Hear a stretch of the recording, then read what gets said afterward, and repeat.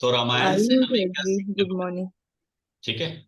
रामायण से हमें सीखने को क्या मिलता है, और अगर रामायण की टीचिंग्स को अगर हम अपने जीवन में उतार लेते हैं तो उससे हमें क्या लाभ है, इसी चीज के बारे में आज हम चर्चा करेंगे। ठीक है। सबसे पहली चीज जो हम रामायण से समझते हैं वो ये है कि वो कहते हैं ना, रघुकुल रीत सदा चली आई, प्राण जाए पर वचन ना जाए। मीन्स कि एक अडिग रहना है। अडिग रहना मीन्स जो कह दिया। एक तरह से क्या है, सच। कई हम क्या करते हैं अपनी लाइफ में, बातें बदल देते हैं। बातें बदल देते हैं, सिचुएशन बदल देते हैं, या मुकर जाते हैं। आज जो आपने सोचा हुआ है वो हो सकता है 10 दिन बाद ना रहे, या आज आप सभी लोग मॉर्निंग उठ रहे हो, अगले महीने ना उठो। तो ये जो कॉन्टिन्यूसी होती है ना, हम एक अडिग रहते हैं, उससे हमारे अंदर पुरुषार्थ पैदा होता है, एक डिग्निटी पैदा होती है, एक नेम फेम पैदा होता है, एक तरह का ठहराव पैदा होता है। तो व्यक्ति को अपने वचनों पे अडिग रहना चाहिए। एंड दूसरा इसमें क्या है, हिडन मीनिंग क्या है कि जो सच होता है वो हमेशा वैसा ही रहता है। झूठ बदलता रहता है। वो कहता है ना, एक झूठ के लिए और झूठ बोलने पड़े, लेकिन सच एक ही रहता है। तो यदि आप एक चीज पे अडिग रहते हो तो सब लोग आपके बारे में अच्छा समझेंगे, जानेंगे, पहचानेंगे। लाइक एग्जांपल मान लीजिए, एक डिफरेंट किस्म का एग्जांपल है। एग्जाम्पल के लिए मान लीजिए आप एक बिजनेसमैन हो और आप अपनी शॉप को सुबह 8 बजे खोल देते हो। 8 बजे आप अपनी शॉप को खोल देते हो, और ये हमेशा से कर रहे हो कि 8 बजे आपकी शॉप खुल जाती है। तो जिन लोगों का आपके ऊपर ट्रस्ट होगा ना, वो आंख बंद करके आपकी दुकान पे 8 बजकर 5 मिनट पे पहुंच जाएंगे। लेकिन अगर आपकी शॉप कभी कभी बंद मिलती है तो अब लोगों का विश्वास थोड़ा डगमगाएगा कि यार पता नहीं, शायद होगा या नहीं होगा। ये पहले पता करते हैं फिर जाएंगे। ठीक है। तो ये चीज है कि कॉन्टिन्यूसली किसी भी चीज को करते रहने से लोगों का आपके ऊपर विश्वास बनता है, और ये जो विश्वास होता है इसी को दूसरा सत्य कहते हैं। सत्य भी दो तरह के होते हैं। एक तो जो आप कहते हो नहीं ये झूठ है, इसके उल्टा सत्य हो गया। या हम कहते हैं नहीं मैं सच बोल रहा हूं। दूसरा एक होता है जिस चीज को हम बोलते नहीं है, बस मानते हैं, वो एक सत्य है जिसे हम कहते हैं विश्वास। मैंने आपकी क्लास लेनी थी, आप लोगों को ये विश्वास था ना, सत्य तो नहीं था। अब मैं आ गया हूं तो सत्य हो गया। तो सत्य से पहले विश्वास होता है, लेकिन हम सत्य के पीछे भागते हैं। कहते हैं सत्य की खोज करो, सत्य की खोज करनी है, सत्य के साथ चलो। सत्य से पहले विश्वास। ठीक है। इस विश्वास के टॉपिक को आगे जाके हम बहुत अच्छे से समझेंगे। ठीक है। लेकिन अभी छोटी छोटी चीजों से, बड़ी बड़ी बातों से, कि सत्य के पीछे भागने से पहले विश्वास करना सीखो। विश्वास करना अगर सीख लिया तो सत्य को भी अपना लो। और जहां पे विश्वास नहीं है वहां पे सत्य भी आपको झूठ लगेगा। कई बार लोग सच बोलते हैं, हम मानते नहीं बात को। क्यों नहीं मानते? विश्वास नहीं होता। अपने ही बच्चे और अपने ही घर में नहीं मानते हम कई बार। लेकिन जिन लोगों ने, परिवारजनों ने विश्वास बिल्ड कर लिया है, वो आंख बंद कर भी उसके ऊपर भरोसा करें। ठीक है। तो आज के समय में जो झूठ ज्यादा बढ़ा हुआ है वो इसलिए बढ़ा हुआ है क्योंकि विश्वास की कमी। ठीक है।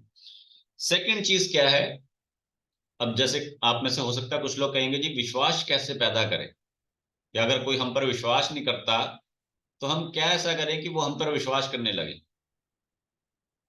ऐसा ही शायद सोच रहे होंगे। क्योंकि मेरे साल से आज की कल की दुनिया में 10 में से 8 लोगों पे तो कोई विश्वास ही नहीं करता। ये कहते हैं ना आजकल, विश्वास जो है वो विष का वास है। विश्वास में विष का वास है, मीन्स वो कभी भी धोखा दे सकता है। तो एक छोटी सी चीज बताता हूं, इसके लिए क्या करना है, आपको हमेशा विनम्र रहना चाहिए।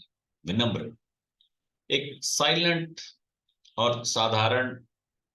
एंगर ना आए आपके अंदर, आप हाइपर ना हो। बिल्कुल आप किसी भी बात को सुन के ना प्रसन्न, ना क्रोध, ना सुख, ना दुख, एकदम नॉर्मल न्यूट्रल। जैसे पानी होता है ना, जैसे मर्जी, तो पानी पे हर किसी को विश्वास होता है और पानी हर किसी की नीड है। या जैसे कहते हैं ना, जो कच्ची मिट्टी होती है उसको आप जिस मर्जी पोजीशन में मोड़ लो, ढाल लो, वो हो जाएगी। तो विनम्र बने रहो, नॉर्मल डीलिंग करो। कोई अगर पूछे तो जवाब दो, उतना ही जवाब दो। कोई अगर ना पूछे तो किसी को कोई सवाल खुद से मत पूछो, या किसी सवाल को 2 बार ना पूछो।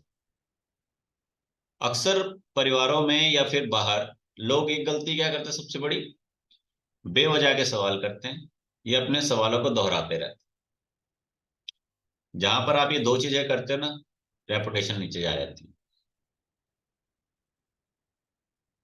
समझ रहे हैं बात को? और दूसरी चीज क्या बताई मैंने, विनम्र रहें। सामने वाले ने कुछ भी बोला, उस पर प्रतिक्रिया 2 सेकंड बात करनी है, ये नहीं कि एकदम से। जैसे गिलास गिर गया, हाय क्या गिर गया, क्या फेंक दिया, क्या तोड़ दिया, ऐसे वैसे नहीं। गिलास गिर गया, या तो चुप रहो, हाँ भी गिर गया, खुद जाके देख लो क्या हुआ है। नहीं तो 2 सेकंड बाद जब उस गिलास को उठा लिया गया आराम से, फिर पूछो। नहीं तो पूछने की जरूरत ही नहीं है। जितनी हमें फिक्र है गिलास गिर गया, इतनी उस इंसान को भी तो फिक्र होगी जिसके हाथ से गिरा है। अगर वो रिस्पॉन्सिबल है तो वो वहां पे देखेगा ना, और अगर वो नहीं है तो फिर आप खुद जाके देखो। फिर वहां पे उसके सर पे खड़े होकर तांडव करने की जरूरत नहीं है। यही चीजें, विनम्र रहो। विनम्र रहोगे, विश्वास बना रहेगा। आगे से जब कभी भी अगर गिरेगा, अगला आदमी आपको खुद ही गाइड कर देगा जी क्या है क्या नहीं। जितना आपके अंदर ठहराव रहेगा, शांत रहोगे, उतना फोकस बना रहेगा।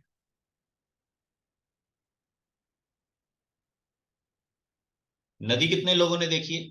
नदी, नदी बहती है ना, पानी बह रहा होता है। कभी ध्यान से अगर उस नदी को देखोगे तो क्या नजर आता है? कुछ नजर नहीं आता, बस वो बह रही है। अब कोई तालाब है, जहां पे पानी रुका हुआ है, वहां पे कोई कमल का फूल लगा हुआ है, कोई किनारे पे कहीं पे गंदगी है या कहीं पे कुछ भी है, तो वहां पे फोकस होता है ना, जहाँ दिख रहा है वो। या कई बार वो उसके नीचे पानी, मछली भी नजर आ जाती है, वो पानी के नीचे देखो वो मछली जा रही है। तो वो क्या है? ठहराव है, वो विनम्र है। तो सब उसको एक्सेप्ट कर रहे हैं। लेकिन जहां आप भागते जा रहे हो, कोई नहीं। ठीक है। अब लोकल ट्रेन लगा लो, भागे जाएगी तो लोग पकड़ नहीं पाएंगे इजीली। लेकिन अगर अपने स्टॉपेज पे रुकती जाएगी, लोगों को पूरा तसल्ली बख्श टाइम देगी कंपेरेटिवली दूसरों पे, तो लोग उसका आसानी से भरपूर फायदा उठा पाएंगे। तो विनम्र रहना चाहिए, भागना नहीं चाहिए। तीसरी चीज एक और, जो इस टॉपिक से हट गया है, मतलब वो रामायण का पार्ट नहीं है, वो रामायण और महाभारत दोनों में ये बात नहीं कही गई, ये किसी और चीज में एक बात कही गई थी, लेकिन आप लोगों के लिए फायदेमंद है इसलिए बता रहा हूँ। कि व्यक्ति जो ज्यादातर ये फील करता है कि मेरी जिंदगी में कष्ट बहुत हैं, या मेरी जिंदगी में दुख बहुत हैं, या मेरी को एनर्जी कम फील हो रही है, या हमारे जीवन में किसी भी तरह से मैं कंपेरेटिवली दूसरों से थोड़ा ज्यादा परेशान, या कुछ भी वॉट एवर हो, एक्स वाई जेड कुछ भी लगा लो, तो उसका सबसे पहला रीजन आप खुद होते हो। लेकिन इस चीज को समझने में हमें बहुत टाइम लग जाता है, दिन महीने साल लग जाते हैं कि यार मैं कैसे गलत हूं? क्योंकि हम अपनी गलती मानते ही नहीं, हमें कोई अपनी गलती बताता नहीं। और हमें कोई अपनी गलती बता दे तो हमें वो अच्छा नहीं लगता। हाँ, हमें अपनी गलती बताने वाला ऐसा इंसान हो जो हमसे श्रेष्ठ है, और हम अगर उसकी इज्जत करते हैं तो हम अपनी गलती मानेंगे। ये एक बहुत बड़ा टर्निंग पॉइंट है हमारी लाइफ का। इससे क्या पता लगता है, आपको ऐसा व्यक्ति खोजना चाहिए जरूर यदि जीवन में तरक्की करनी है, अन्यथा आप बहुत सारे लोगों के साथ रिश्ता खराब कर लेंगे। दूसरी चीज जो इसी में हिडन है लेकिन सामने नहीं आ रही, वो ये, इसमें वही एग्जांपल दोबारा जोड़ो, गिलास वाली। जितना ज्यादा आप बोलते हो, और जितना ज्यादा आप शब्दों का उपयोग करते हो, उतना ज्यादा आपका दिमाग खर्च होता है, उतना आप परेशान होते हो, उतनी ज्यादा चीजें आपको झेलनी पड़ती। वो कहता है ना, जो करोगे वही पाओगे। तो जितना बोलोगे, उन उन शब्दों के जो भावार्थ हैं वो आप ही को झेलने। मान लीजिए आपके घर में कोई काम वाली आती है, वो आती है 2 घंटे, आप उसको कहते हो ये बर्तन नहीं धोया अच्छे से, ये सफाई नहीं की, यहाँ पर ये नहीं किया, वो नहीं किया, लाना फलाना। 2 घंटे में आपने उसको कम से कम 120 मिनट में से 100 मिनट आपने उसको सुनाया, आपको क्या लगता है बदले में वो आपको उल्टे जवाब देती है? बहुत कम देती होगी। मतलब अगर आपने उसको 100 वचन सुनाए हैं तो 100 में से वो 10 बोलती होगी, ठीक है जी आगे से नहीं होगा। वो विनम्र है तो उसका काम चल रहा है। जिस दिन कोई बात हुई उसने झटका लगा के चले जाना, फिर खुद पोछे मारते रहना, फिर पता लगेगा हाँ कितनी सफाई हुई और कितने दाग हैं कितने नहीं है। तो आदमी अपने पैर में कांटा खुद चुभवाता है। ठीक है, छोटी एग्जांपल दे रहा हूँ घर वाली, ताकि घर के लोगों को समझ में आए। या दूसरा क्या है, अब आपने बातें सुना दी, आपकी भड़ास निकल गई और निकल गई चली गई। अब वो चार लोगों के आगे आपकी ये बातें करेगी, वो तो सारा दिन बोलती रहती है, बेकार है। क्योंकि अब उसने वहां बोला ना जहां उसकी चलेगी। तो आपने क्या पाया, क्या मिल गया आपको बोल के? आपको ये लग रहा है कि शायद मैं अगर बोलूंगी तो शायद सफाई हो रही है। आपके बोलने से अगर सफाई हो रही होती ना, तो महीने के आखिरी दिन में आपको भी एक वचन और बोलना चाहिए था कि बाद में पैसे ले लेना या मत ले। वो आप उसको पे कर रहे हो इसलिए सफाई हो रही है, आपके बोलने से सफाई नहीं हो रही। ऐसे ही हमारे ऑफिस में भी होता है। अगर जिस किसी का भी ऑफिस हो, कई बार कोई एक सीनियर आदमी ये सोचता है कि मैं बोले जा रहा हूं या फिर मैंने जो ये लगाम कस रखी है इसलिए ये वो लोग काम कर रहे हैं। तो भाई साहब, वो उनको तनख्वाह मिलती है इसलिए काम कर रहे हैं, परफॉर्मेंस जाती है इसलिए तनख्वाह मिल रही है, काम कर रहे हैं। वो जो उनको खींच के रख रहा है ना, वो इसलिए नहीं तनख्वाह मिल रही, वो उनको इसलिए खींच के रख रहा है क्योंकि उसको पीछे से ऑर्डर ही ये दिया गया है कि तेरे को इस बात की तनख्वाह मिलनी है, अगर ये काम नहीं करेंगे तो तू भी आउट हो जाएगा। ठीक है, ऑफिस की चीज को आप घर में मत रिलेट करो। कई बार लोग जो बाहर की दुनिया होती है ना, उसे घर में अपना लेते हैं। अब आप अगर काम वाली को सुबह शाम परेशान करो या 2 घंटे वो काम करे उसको परेशान करो, तो आपको किस बात की तनख्वाह मिल रही भाई जो आप उसको ऐसे परेशान कर रहे हो? या फिर उसी चीज को परेशान ना करते हुए डीलिंग प्यार से करोगे, तो व्यक्ति आपके साथ सुख दुख में साथ रहेगा। कभी ये मत सोचो कि इस आम के पेड़ के सारे आम मैंने आज ही तोड़ने हैं। जैसे कई बार लोग कहते हैं ना, फ्री का माल है लूट लो जितना लूट सको। ऐसे नहीं करना चाहिए कोई। किसी व्यक्ति को ये मत सोचो हमने आज ही इसको सुना देना है। किसी से लाभ लेना हो तो ये मत सोचो आज ही ले लेना है। किसी से ज्ञान प्राप्त करना तो ये कभी मत सोचो कि एक ही दिन में कर लेना है। ये सब पॉसिबल नहीं है। क्या एक दिन में जिंदगी जी सकते हो? नहीं, जिंदगी तो हमें बहुत दिनों महीनों सालों तक जीनी है, पर खुशियां हमको आज ही चाहिए सब कुछ। ठीक है, तो विनम्र रहो हमेशा, और कम से कम शब्दों का उपयोग करो। और घर की और बाहर की ये दो अलग अलग जिंदगियां हैं, अलग अलग तरह से लो। अपने जीवन का जो आपका कैरेक्टर है उसको दो हिस्सों में डिवाइड करो। मल्टीपल पर्सनैलिटी में अगर आप डीलिंग करते हो ना, तो लाइफ थोड़ा अच्छी बीतेगी। अगर सिंगल पर्सनैलिटी में रह जाओगे तो एक टाइम के बाद ना आपको अंदर से ही बड़ा अजीब सा लगने लग जाएगा कि मैं क्या करूं। अगर दो पर्सनैलिटी आएंगे तो स्विच कर सकते हो। जैसे आपने सुना होगा या फिर आप देखते भी होंगे कि आपके घर में बच्चे या हस्बैंड, घर में कुछ होते हैं बाहर कुछ होते हैं, एकदम से बदल जाते हैं, घर आके कुछ थोड़े अलग हो जाते हैं, नेचर बदल जाता है। कई बार नोटिस किया होगा, कुछ ऐसी बातें जो आपको उनके बारे में मालूम है लेकिन दूसरे उसको मानते नहीं है, या दूसरे लोग उनके बारे में कुछ ऐसी बातें बताते हैं जो आपको मालूम नहीं है। तो ये दो पर्सनैलिटी हैं।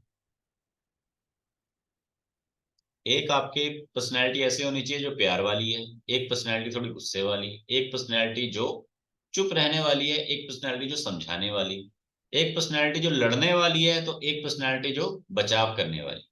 लेकिन अगर सिंगल में रह जाओगे तो दिक्कत हो जाएगी एक टाइम के बाद। वो कहता ना, एक एक काम कर करके आदमी बोर हो जाता है। तो ड्यूल पर्सनैलिटी अगर आप रखते हो अपने जीवन में, तो आपको दूसरे लोगों से काफी हद तक सुख चैन मिल जाता है, या फिर अपनी प्रॉब्लम्स में से निकलने का एक सोल्यूशन मिल जाता है, या फिर कहते हैं ना हम एक हमको ब्रेक मिल जाता है। वो बहुत जरूरी होता है। बहुत सारे लोगों के जीवन में ना ब्रेक नहीं आता, और उस ब्रेक के ना आने की वजह से आपका शरीर बेकार होता रहता है, या आपका दिमाग जो है वो नहीं ठिकाने पे रहता। आपको समझ में नहीं आता जिंदगी में क्या क्या गलत हो रहा है। तो ब्रेक होना बहुत जरूरी है, और ये ब्रेक दो कारणों से आता है या दो तरीकों से आता है। या तो आप वेकेशन पे जाते हो तब आता है ब्रेक, या आपका पूरा परिवार इकट्ठा जब होता है तब होता है ब्रेक, या जब आप अपनी दूसरी जिंदगी जीते हो जो इस जिंदगी से बिल्कुल डिफरेंट, जिसको हम कहते हैं ना एकदम इंजॉय करना, मजे करना या अलग। तो उसमें क्या हमारा माइंड जो है रिलैक्स होता है। और जैसे कहते हैं ना कैसेट की ए साइड और बी साइड होता है, तो ए साइड चलाओगे तो बी साइड को रिवाइंड हो रही है, आराम से उसको मिल रहा है ठहराव। फिर बी को चलाओगे तो ए को ठहराव मिल रहा है। दो हाथ है आपके, एक हाथ से काम करो, जब ये थक गया तो दूसरे हाथ से काम करो, तो उसको आराम मिल रहा है। दोनों हाथों से काम करते रहोगे, काम अच्छे से हो जाएगा। ठीक है, लेकिन जिंदगी हमारी दो अलग अलग है। तो एक पे जियोगे, दूसरी आराम कर रही है, दूसरी जियोगे तो पहली आराम कर रही है। अगर एक सिंगल ही रह जाएगी तो फिर क्या करो। ठीक है। तीसरी चीज जो हमें समझनी चाहिए, जिम्मेदार बनना चाहिए, रिस्पॉन्सिबिलिटी लेनी चाहिए। अक्सर हम क्या करते हैं, किसी भी चीज के बारे में दूसरे को जिम्मेदार ठहरा देते। लाइक एग्जांपल, मान लीजिए मैं सेशन थोड़ा देर से शुरू किया मैंने, आप मेरे को जिम्मेदार ठहराओगे, यार ये आदमी आया नहीं अभी तक,